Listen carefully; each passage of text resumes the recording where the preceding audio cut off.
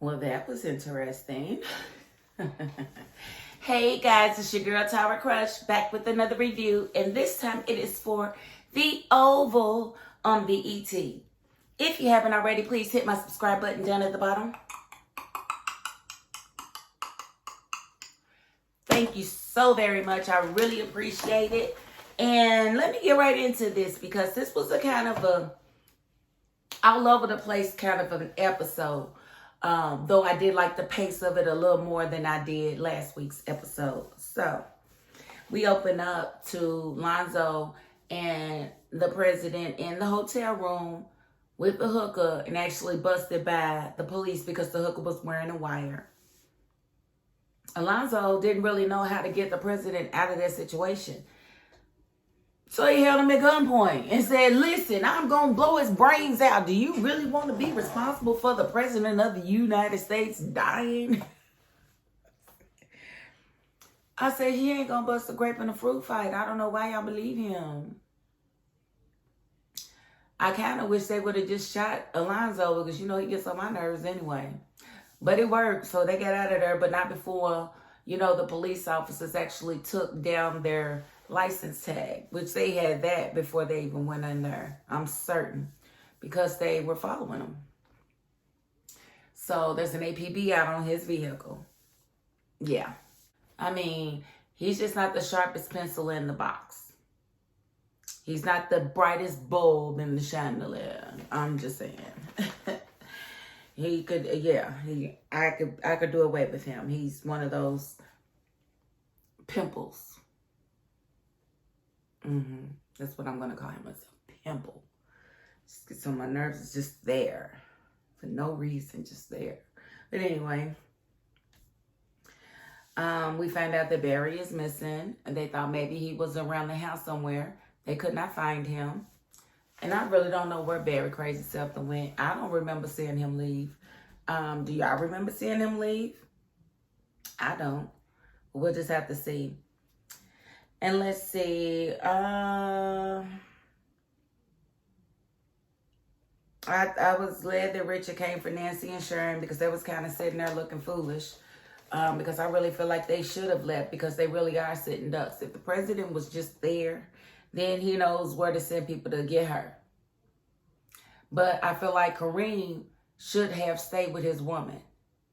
Like, why would you leave your woman? That doesn't make any sense at all. But he did that, and he claims to love her so much. You don't love her. You love yourself, and you want to save yourself. And so it was Dale, Kareem, and Alan, and they driving around doing circles, and they like, well, when are you going to go somewhere? He's like, I'm just making sure we're not being followed. I think that it wasn't that he didn't want to make sure that they weren't followed. I think he just didn't know what to do or where to go. So Dale had the bright idea for them to go into the woods and you know, camp. Because he says he's done it a few times because he's been homeless, you know, on and off the last few years. And so they decided that was a good idea, and they went there. Of course, Kareem feels like he needs to leave. I don't know why, but I'm like, please go. Maybe a bear will find you. If we're lucky, a bear will find you, Kareem. Like, ugh. I still don't like him. I know it's weird that I say that because I never have, but I just wanted you guys to know that nothing's changed. I still don't like the guy. Okay, so, when Alonzo and Hunter got back, of course, the first lady was berating them. They didn't care. You know, they wasn't going to tell her anything. I think he told her he was on the roof. And she's like, where your son died? That is not where he died.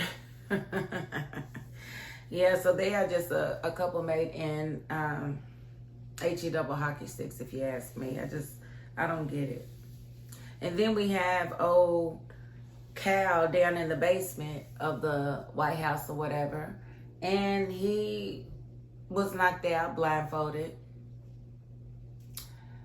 But he wakes up out of his stupor, gets the blindfold off of him, only to find a toolbox sitting right in front of him.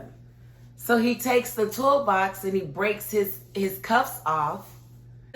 Oh, they didn't even shut the jail door. So he just walks out the jail door. And he's got tools to get out the main door. So it's like, bro, like, I just don't understand how they could have laid that scene out that easy. Like, it didn't even take him a commercial break to break free. He did it all in one swoop. And it was like, come on, man. But, you know, he didn't take his getting out, you know, lightly. He decided that he was going to do something very meaningful. And what he did was he rode directly to Max's in-laws. And basically let Max know that he was there with at the in-laws, and he knew that his son was in there. And so, of course, Max is screaming, which, if you remember, that's already happened. Like, that is a redone scene. He already did that. Don't you touch my son. That's already happened in season 1. Y'all remember? Yes, Cal has already done this and called him to torment him. It's already happened, so I don't really get why he had him do that again.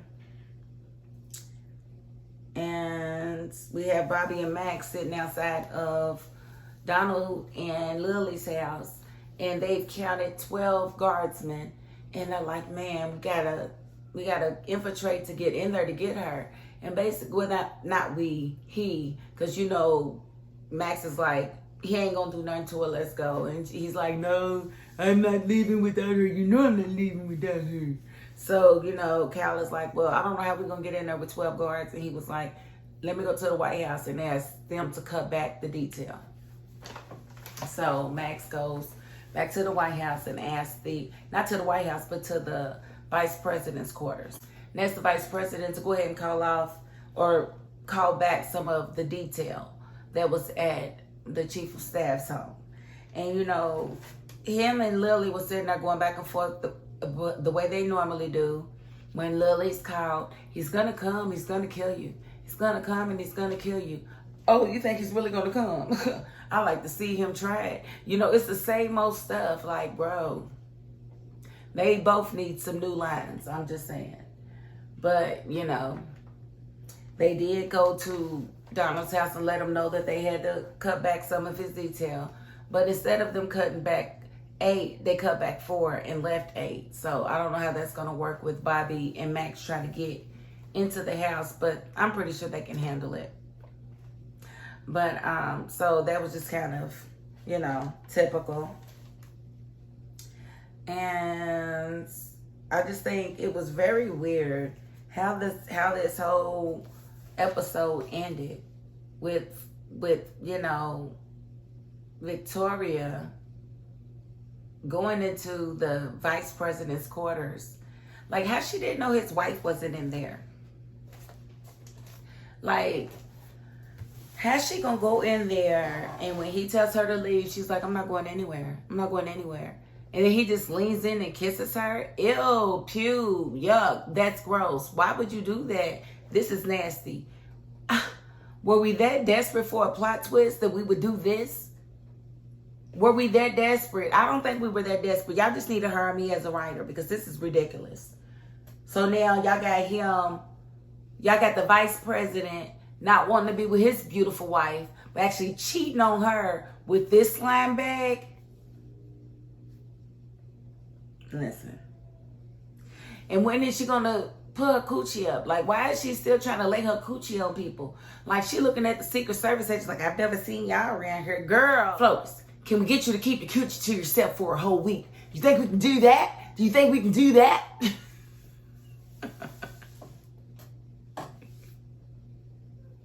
No, because you just gotta give it out, don't you? Here, take this coochie, take this coochie, take this coochie, take this coochie, take this coochie, take this coochie. I don't know what's wrong with the child, but I just thought it was very nasty and very tasteless that she and the Vice President have been messing around. And I don't really want to see that storyline unfold, and I don't really care how it unfolds, but it's just weird that he would do that this season because they were totally with getting them out of office, and she hated him last season. And I mean, you can hate somebody, But she put it on extra thick for somebody that was, I didn't write it. That's all I know. And I'm just here to report it. I'm just here to report it and let you guys know about how I feel about the reporting of the whole show. Like, I don't like it. I don't like that twist at all. And I did not see it coming, and it was gross. It made me throw up in the back of my mouth. It did. Sorry. Moving right along to closing out this review, because it was a decent episode. It kind of went, but I want to kind of get through these reviews a little quicker going forward. So again, if you haven't already, please hit my subscribe button down at the bottom, the bottom.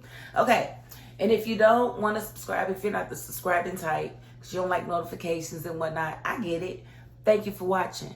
You are appreciated and needed as well. Okay? And that is my $5.02. Peace.